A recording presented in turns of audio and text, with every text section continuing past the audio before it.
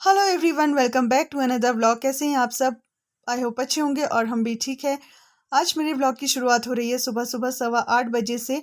अभी मेरा स्कूल जाने का टाइम हो गया था और पिछले कल शाम को अमित आए थे हमसे मिलने काफ़ी टाइम के बाद, और साथ में हमें घर ले जाने भी।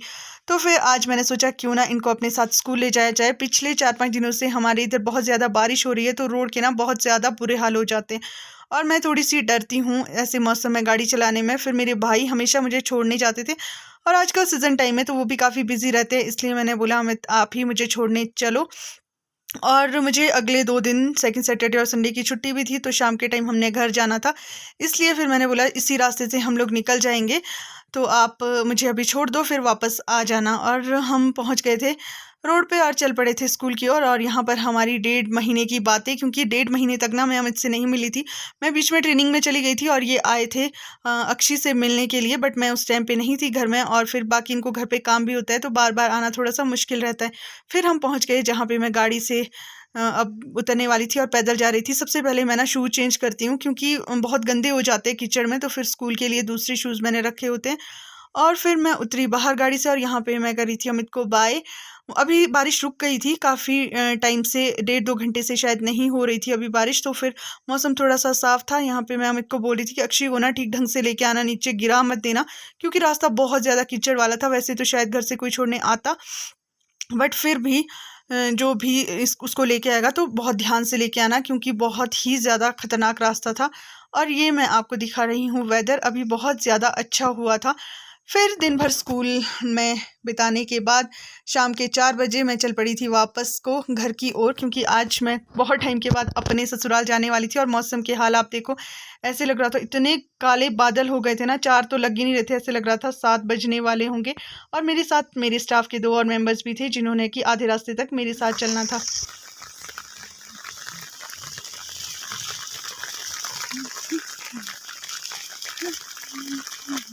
आ जाओ। फिर पहुंच जाते हैं जी अक्षय और अक्षय के पापा हमें लेने के लिए। और आपने बारिश तो देख ही ली होगी कितनी ज़्यादा हो रही थी। और इसको देखो, कहाँ जा रहे हैं? इधर, नहीं आए तो अरे नहीं कमाल कर रहा है। इधर देखो, इधर देखो, तो इधर 2 बंदे तो बैठ जाएंगे। स्माइल करो। थोड़े से आगे निकले तो देखा यहाँ पे ट्रैफिक जाम हुआ हुआ था और सामने बस फंसी हुई थी, तो फिर हमें भी यहाँ पे काफ़ी ज़्यादा वेट करना पड़ा और बारिश भी लगी हुई थी काफ़ी ज़ोरों शोरों से। अक्षय बार बार जिद करी थी अपने पापा की गोद में जाने की, तो अभी हम रुक गए थे तो मैंने दे दिया इसको इसके पापा की गोद में। और फिर हम पहुँच गए थे चौपाल, और यहाँ पर मैंने देनी थी अपनी साड़ी स्टिच करने के लिए, जो कि आज ही मेरा पार्सल आया था। और अमित ने अभी अभी ही मुझे पकड़ाया, क्योंकि मड़ौक में आता है तो वो लेने गए थे पार्सल और उसके बाद आए थे मुझे लेने के लिए। फिर मैंने यहीं पर खोल के देखी कि कैसी आई हुई।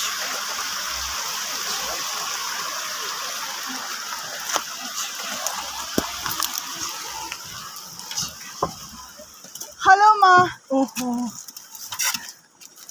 लेकिन गहरी नींद में सोई है। चलो चले। चौपाल में बस मैंने अपनी साड़ी स्टिच करने को दी। हम ज़्यादा देर नहीं रुके, क्योंकि मौसम बहुत ज़्यादा ख़राब हो रहा था और शाम का टाइम था, स्लाइडिंग वगैरह का भी काफ़ी डर रहता है। फिर हम यहाँ से निकल गए और अभी अक्षय भी सो रही थी। रास्ते में हमें मिली बहुत सारी भैंसें और गाय। फिर हम पहुँच जाते हैं नेरवा, और ये नेरवा से पहले पहले ही उठ गई थी। अब ये ना पहले की तरह उतनी ज़्यादा नहीं सोती, सो तो जाती है बट वैसे सो ही नहीं रहती, बीच बीच में उठ जाती है। नेरवा पहुँचे तो फिर पूरी तरह से अंधेरा तो नहीं हुआ था, बट संध्या होने वाली थी।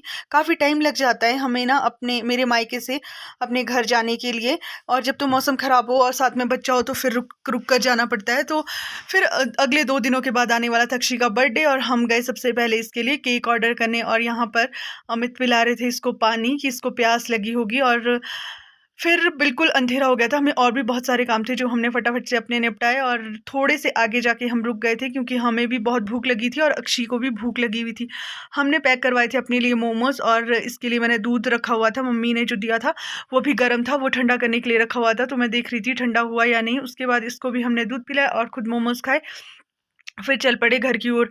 घर घर पहुँचते-पहुँचते ना हमें 8:15 साढ़े 8 बजे का टाइम हो गया था, और बारिश अभी भी लगी हुई थी, पूरी तरह से रुकी नहीं थी, हल्की-हल्की बारिश हो रही थी। और घर पहुँचे तो फिर यहाँ बुआ उतार रही थी अक्षय की नज़र, क्योंकि रात का टाइम था, वैसे भी इसकी नज़र हमेशा ही उतारते, चाहे दिन में भी कहीं से जाए। और फिर यहाँ पे मेरी भी इसके साथ में ही पूजा हो गई। फिर वहाँ हमारा मिलना जुलना। कौन है?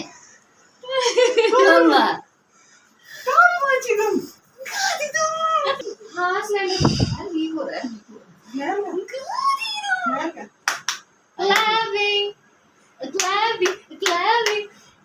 उसके बाद घर पहुंचते ही अक्षी लग गई थी अपनी छोटी छोटी कटोरियों के साथ खेलने, क्योंकि टॉयज़ के साथ ये नहीं खेलती है, इसको चाहिए होता है बर्तन खेलने के लिए। यहाँ पे मैं लेके आई थी मिठाई का डब्बा और मैंने पकड़ाया सासू माँ को। उसके बाद हमने की बहुत सारी बातें और अक्षी खेल रही थी, तो हम सब बस इसको देख देख के ना ऐसे हंस रहे थे कि क्या क्या कर रही है। फिर हमने डिनर किया और मैं चली जाती हूँ अपने रूम पर कपड़े चेंज करने और अपने इस रूम को निहारने, क्योंकि बहुत टाइम से मैं नहीं गई थी। तो जब मैं रूम पर पहुँची ना, बहुत अच्छा फील हो रहा था मेरे को, ऐसे सुकून सा लग रहा था कि मैं कितने टाइम बाद अपने रूम पर आई हूँ। फिर यहाँ पे हम लोग डिसाइड कर रहे थे कि अक्षी को बर्थडे पे कौन सी ड्रेस पहनानी है, और ये इतनी चिढ़ रही थी ना, इनको देख के ऐसे मुंह फेर रही थी, पर हमने पहनानी तो थी जैसे तैसे। बस आज के लिए इतना ही, मिलती हूँ आपसे नेक्स्ट व्लॉग में। Bye bye.